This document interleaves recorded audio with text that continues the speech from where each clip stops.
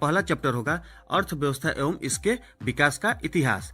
और फ्रेंड्स, आप लोगों की जानकारी के लिए एक बात फिर से हम रिपीट कर दे रहे हैं कि इस चैनल पर सभी सब्जेक्ट के ऑब्जेक्टिव उपलब्ध होते जा रहे हैं। आप इस चैनल को क्लिक करके आप यहाँ पर नीचे की तरफ सभी सब्जेक्ट बारी बारी से देख सकते हैं।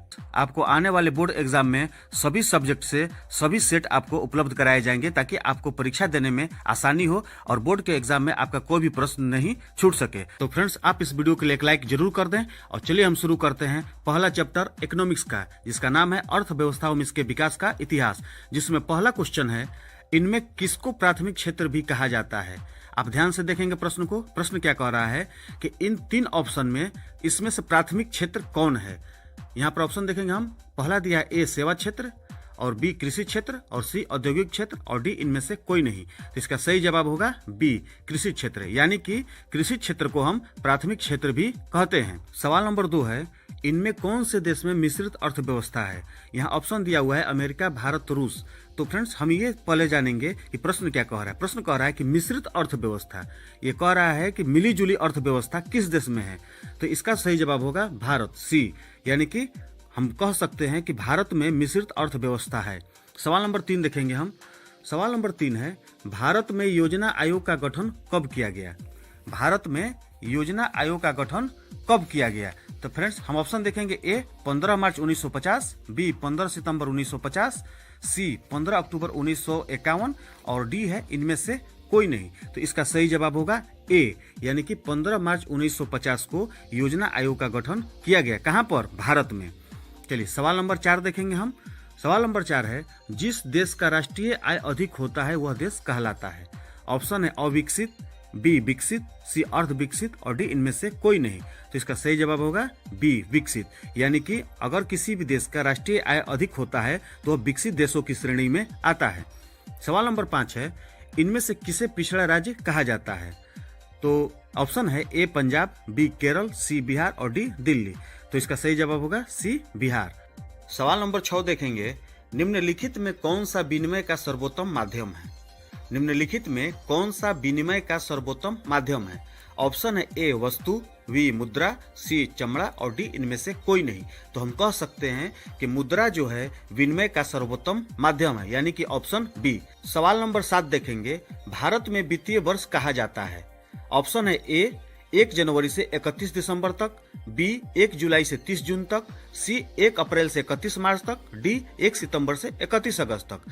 यानी कि क्वेश्चन का कहने का मतलब है कि भारत में जो वित्तीय वर्ष होता है कब से कब तक का होता है। तो इसका सही जवाब होगा सी, यानी कि 1 अप्रैल से 31 मार्च तक भारत में वित्तीय वर्ष होता है। सवाल नंबर 8 देखेंगे हम, भारत में किस राज्य का प्रति व्यक्ति आय सर्वाधिक है। यानी कि भारत में किस राज्य का, यानी कि किस स्टेट का प्रति व्यक्ति आय सबसे अधिक है। ऑप्शन है ए बिहार, बी चंडीगढ़, सी हरियाणा, और डी गोवा। इसका सही जवाब होगा डी गोवा, यानी कि गोवा राज्य में प्रति व्यक्ति आय सर्वाधिक है। सवाल नंबर 9 देखेंगे हम। सवाल नंबर 9 है, बिहार के किस जिले का प्रति व्यक्ति आय सर्वाधिक है। वो जो 8 नंबर क्वेश्चन था फ्रेंड्स, वो भारत के किस राज्य का प्रति व्यक्ति था, और अभी है बिहार के किस जिले का प्रति व्यक्ति आय सर्वाधिक है।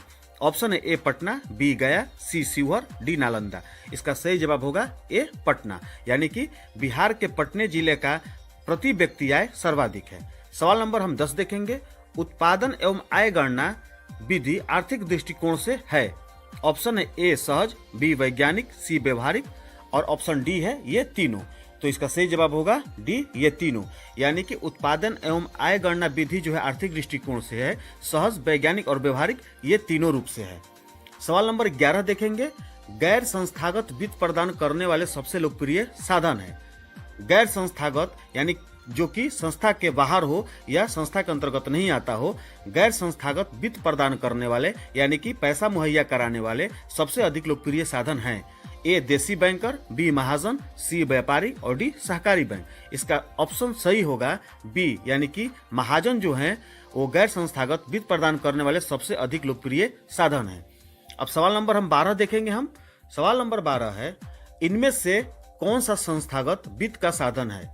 कौन सा संस्था के अंतर्गत यानी कि वित्त का साधन मुहैया कराता है। ऑप्शन ए सेठ साहूकार, बी रिश्तेदार, सी व्यावसायिक बैंक, और डी महाजन। तो फ्रेंड्स इसका जो सही जवाब होगा आपको यहाँ पर सी व्यवसायिक बैंक, यानी कि व्यवसायिक बैंक जो है संस्थागत वित्त का साधन है। अब हम देखेंगे सवाल नंबर 13। सवाल नंबर 13 है, भारत का केंद्रीय बैंक कौन है? ऑप्शन है A Reserve Bank of India, B क्षेत्रीय ग्रामीण bank, C State Bank of India और डी पंजाब नेशनल बैंक। तो इसका सही जवाब होगा ए, यानी कि Reserve Bank of India Bharat का केंद्रीय बैंक है। सवाल नंबर 14 देखेंगे, बिहार में कार्यरत केंद्रीय सहकारी बैंकों की संख्या कौन सी है? ऑप्शन है ए 50, बी 75, सी 35 और डी 25। इसका सही जवाब होगा डी 25। सवाल को एक बार फिर से समझ लीजिए। कह रहा है कि बिहार में कार्यरत केंद्रीय सहकारी बैंकों की संख्या कौन सी है, यानी कि कितनी है। तो इसका सही जवाब होगा 25। अब सवाल नंबर हम 15 देखेंगे। सवाल नंबर 15 है, दीर्घकालीन ऋण प्रदान करने वाली संस्था कौन सी है? ए कृषक महाजन, बी भूमि विकास बैंक, सी प्राथमिक कृषि साख समिति और डी इनमें से कोई नहीं। इसका सही जवाब होगा बी भूमि विकास बैंक जो है दीर्घकालीन ऋण प्रदान करने वाली संस्था है। सवाल नंबर 16 देखेंगे, भारत की वित्तीय राजधानी किस शहर को कहा जाता है? यानी कि भारत देश का जो वित्तीय शहर है, यानी कि ज्यादा व्यापार होता है, वो कौन सा शहर है? तो इस ऑप्शन है ए मुंबई, बी दिल्ली, सी पटना और डी बेंगलुरु। इसका सही जवाब होगा ए मुंबई। सवाल नंबर 17 देखेंगे, सहकारिता प्रांतीय सरकारों का हस्तांतरित विषय कब बनी? फिर से एक बार प्रश्न को दोहराएंगे, सहकारिता प्रांतीय सरकारों का हस्तांतरित विषय कब बनी? ऑप्शन है ए 1929 ईस्वी, बी 1919 ईस्वी, सी 1918 ईस्वी और डी 1914 ईस्वी। तो इसका जो सही जवाब होगा बी 1919 ईस्वी, यानी कि सहकारिता प्रांतीय सरकारों का हस्तांतरित विषय 1919 ईस्वी में बनी। सवाल नंबर 18 देखेंगे, देश में अभी कार्यरत क्षेत्रीय ग्रामीण बैंकों की संख्या कितनी है? यानी कि भारत में अभी कार्यरत क्षेत्रीय ग्रामीण बैंकों की संख्या है, यानी कि कितनी है? ऑप्शन है ए 190, बी 192, सी 199 और डी 196। इसका जो सही जवाब होगा डी 196, यानी कि भारत में अभी कार्यरत क्षेत्रीय ग्रामीण बैंकों की संख्या 196 है। सवाल नंबर 19 देखेंगे, व्यवसायिक बैंक का राष्ट्रीयकरण कब किया गया? व्यवसायिक बैंक का राष्ट्रीयकरण कब किया गया? ऑप्शन है ए 1966 ईस्वी, बी 1980 ईस्वी, सी 1969 ईस्वी और डी 1975 ईस्वी। इसका जो सही जवाब होगा सी 1969 ईस्वी, यानी कि व्यवसायिक बैंक का राष्ट्रीयकरण 1969 ईस्वी में किया गया। सवाल नंबर 20 देखेंगे, आर्थिक विकास का तीसरा क्षेत्र क्या है? आर्थिक विकास का तीसरा क्षेत्र क्या है? ए कृषि क्षेत्र, बी विज्ञान, सी शिक्षा क्षेत्र और डी सेवा क्षेत्र। इसका जो सही जवाब होगा डी, यानी कि सेवा क्षेत्र। तो चलिए फ्रेंड्स, अभी तक आपने देखा 20 ऑब्जेक्टिव जो कि इकोनॉमिक सब्जेक्ट के थे और बहुत ही बेहद महत्वपूर्ण है। तो फ्रेंड्स आप इसको ध्यान पूर्वक देखेंगे। तो फ्रेंड्स जल्द मिलते हैं हम अगले सब्जेक्ट के साथ अगले वीडियो में। तब तक के लिए जय हिंद, जय भारत। और फ्रेंड्स वीडियो को लाइक करना और चैनल को सब्सक्राइब करना आप नहीं भूलें।